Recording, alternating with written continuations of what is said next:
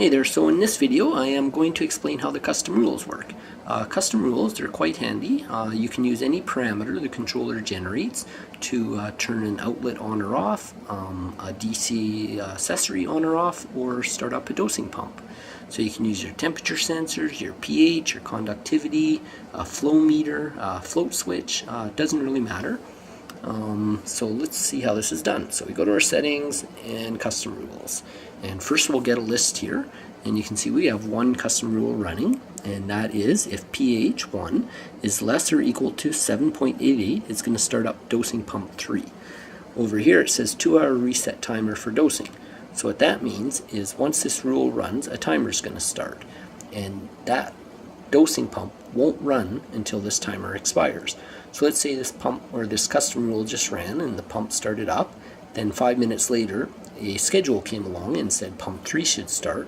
Well, the controller knows it just started because of this custom rule, so it won't run.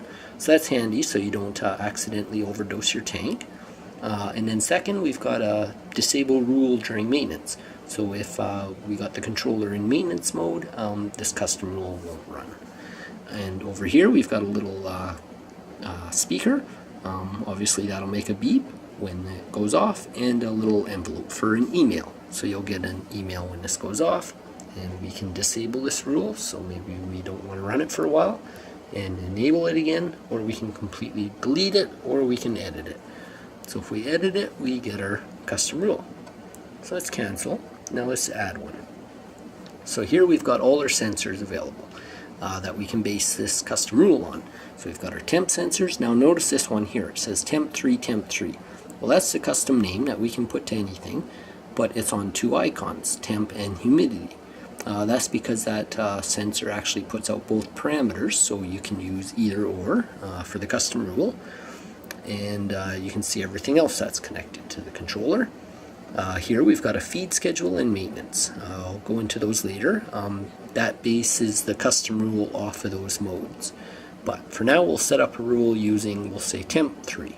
So we hit OK, and now we've got our details. So first we set our custom level, and we can go up or down, whatever we want, equal to and less than, or equal to and greater than. So if it's 70.4 or more, this custom rule will go. And set your alerts however you want them. Ignore equipment if schedule is running. Ignore equipment if schedule is not running. Now that's a little advanced. Typically not used, but if you're creative you can maybe find a use for it. But let's say this is going to turn outlet 3, which is a fan, on if our temp goes above 70.4. So if we had this on a schedule as well, so let's say the schedule was set up, well first let's say we set up two custom rules. One custom rule turns the outlet on, the fan on, when it goes above 70.4, and then let's say when it hits 68, we have another custom rule that turns that fan off. So that fan's going to go on and off all night. Well, if you didn't want that to happen, maybe your temperature still goes over that level that you want the fan to come on for whatever reason, but you don't actually want the fan on, you would set a schedule for outlet 3, say 9 a.m. to 9 p.m. So that's the time you want these two custom rules to go on and off. So then you'd hit this, ignore equipment if schedule is not running. So if this outlet shouldn't be on based on the schedule, then this rule won't run. So if it's not 9 a.m. to 9 p.m., the rule won't run, basically. And this is the opposite. If it is 9 p.m. to 9 a.m. and the schedule isn't running, then run the rule. So that's what those are for. And you can do that. That turns it off. And you can do different. Now, notice we can't do any more.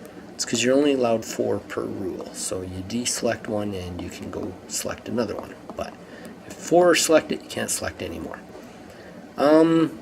We've got our next. If we go there, we see our power bar 2, power bar 1, and I turned that on. I didn't want to. And same with our default dosing pumps. If we had some add-ons, we would just keep doing next, and same with our accessories. Over here we've got some settings that are kind of important. First on this side we've got disable rule during feed schedule, and disable rule during maintenance mode. So obviously the rule won't run if it's in one of those modes, or you can have no effect on it. Here we've got some timers, stability timer. So this means that the temperature has to stay at 70.4 or greater for at least X number of seconds. So if you put it 126 seconds, then this rule won't run until it stays that way for at least that long.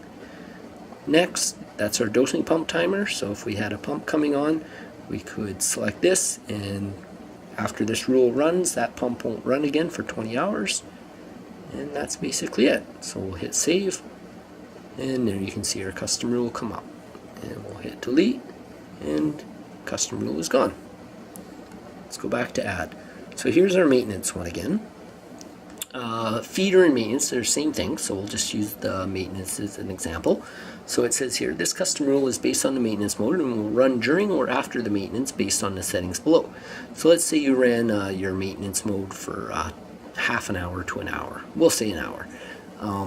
Well, maybe after that hour expires, and all your outlets, when you set up a maintenance mode, you can set how the outlets go and the DC accessories.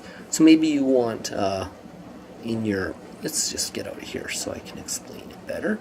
We will go to our maintenance. So now we're setting up our maintenance. So we're going to have this go off, and this go off during maintenance.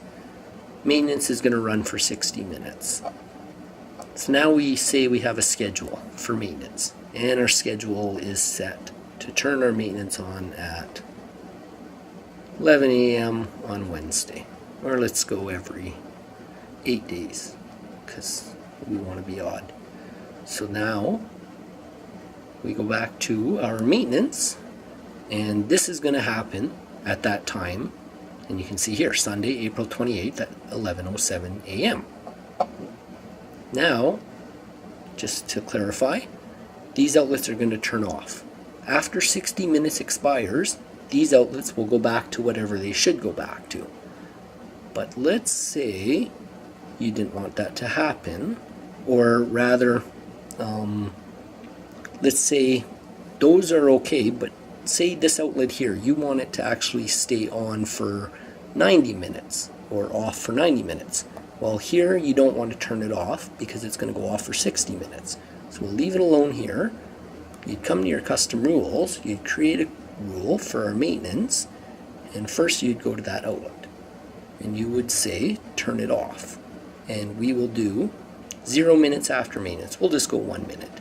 So once maintenance starts at 11:07, I think it was 11:08, this outlet will turn off. Great, we'll save it. Now we'll add another custom rule for maintenance, but this we don't want to turn on for 100 minutes, 40 minutes later, for whatever reason. There, so now those will only run during maintenance. So yeah, hope that clarifies it. 1 minute after maintenance, 100 minutes after maintenance, those will run. And maintenance, that means the start time of maintenance. So there you have it. That's how it works. The feeding is the same thing. If you go into your feeding settings, you can do the same screen basically and have different outlets go on or off when the feed starts up, and when the feed stops they'll resume. But if you want to have one outlet out of the norm, you can do it through that custom rule. So hope this clarifies things, and thanks for watching. Thumbs up, subscribe, and we'll talk to you later. Have a good day.